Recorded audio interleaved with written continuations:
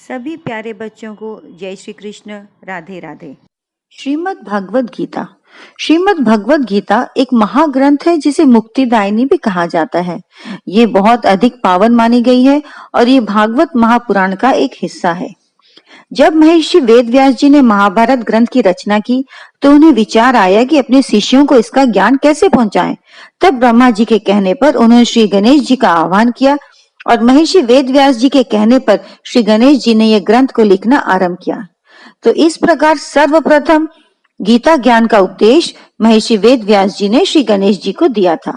बच्चों, क्या आपको पता है कि श्री गणेश जी ने अपने ही एक दांत की लेखनी बनाकर महाभारत लिखे थे।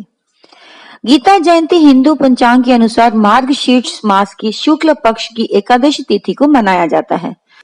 माना जाता है कि यही दिन था जब कुरुक्षेत्र में महाभारत के महायुद्ध की पूर्व बेला में अर्जुन ने जब अपने स्वजनों को अपने समक्ष पाया तो उनका मन डगमगा गया और वह युद्ध करने से मना करने लगे। तभी उनके सारथी बने श्री कृष्ण भगवान ने उन्हें जीवन का सार समझाया। यही गीता ज्ञान था और यह स्वयं श्री भगवान के श्री मुख से जन्मा है, इसीलिए ये सबसे पवित्र माना गया है। इस ग्रंथ में 18 अध्याय और 700 श्लोक हैं, जिनमें भगवान श्री कृष्ण ने जीवन का सद उपयोग करना, धैर्य से काम लेना, अच्छे बुरे कर्म का फर्क करना यानी जीवन जीने की कला समझाए हैं। बच्चों, आज हम गीता जी के 5 महाश्लोक शेयर कर रहे हैं जिन्हें आपको याद रखना है और फिर आप स्वयं परिवर्तन देख पाएंगे। इस श्लोक में भगवान कहते हैं, कर्म करो, फल की चिंता मत करो। इस श्लोक में श्री कृष्ण कहते हैं, आपकी आत्मा गौरवशाली, निडर और अमर है, इसलिए अपने जीवन से डर निकाल दो। इस श्लोक में भगवान ने समझाया है कि मनुष्य को कभी भी क्रोध और लालच नहीं करना चाहिए, क्योंकि ये नर्क के द्वार हैं।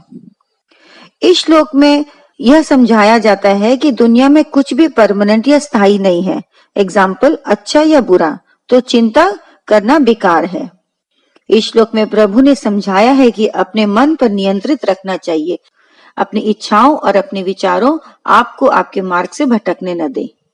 आज पूरी दुनिया में गीता ज्ञान यज्ञ का आयोजित किया जा रहा है, क्योंकि गीता जी केवल एक धार्मिक पुस्तक ही नहीं बल्कि हर किसी के लिए एक मार्गदर्शक है। आप सबको गीता जयंती की शुभकामनाएं।